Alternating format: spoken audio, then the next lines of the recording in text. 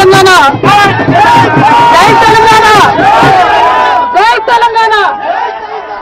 అందరికీ నమస్కారం. 5.5 నెలల తర్వాత మీ అందరినీ కలవడం చాలా సంతోషం.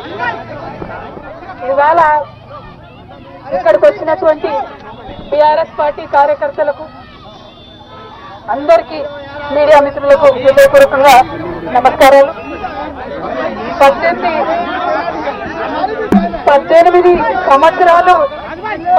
సంవత్సరాలు నేను రాజకీయాల్లో ఉన్నాను.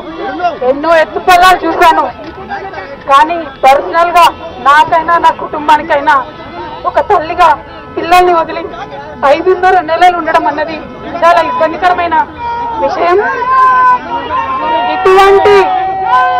ఎటువంటి ఇబ్బందులకు నన్ను నా కుటుంబాన్ని పాలు చేసిన వారికి తప్పకుండా వడ్డీ సమేతంగా చెల్లిస్తాం.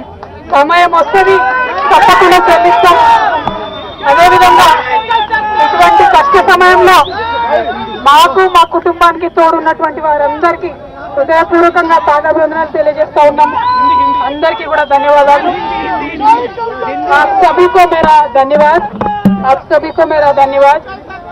5.5 महीने के बाद आज फैमिली से, मेरे बेटे से, पति से, मेरे भाई से, सबसे मिलके थोड़ा हम भावुक हो गए हैं. लेकिन इस स्थिति के लिए जो रिस्पॉन्सिबल है वो सिर्फ और सिर्फ राजनीति है. आप सभी जानते हो, पूरा देश जानता है. सिर्फ राजनीति के वजह से हमें जेल में डाला गया है. हमारा कोई गलती नहीं है और ये जरूर हम फाइटर है. हम लड़ेंगे.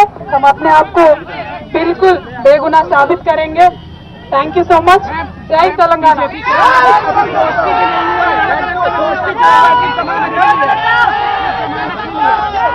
ఎవరి గురించి చెప్పే అవసరం లేదు.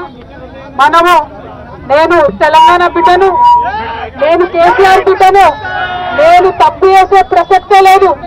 నేను మొండిదాన్ని, మంచిదాన్ని. అనవసరంగా జైలుకు పంపి నన్ను జగమొండిని చేసిండ్రు. ఇంకా ప్రజాక్షేత్రంలో గట్టిగా పనిచేస్తాం, కమిట్మెంట్ తో పనిచేస్తాం. అందరితో కూడా నిలబడి ఉంటామని తెలియజేస్తున్నాం. We were always tough. We are fighters. We will fight it out legally. We will fight it out politically. We were always tough.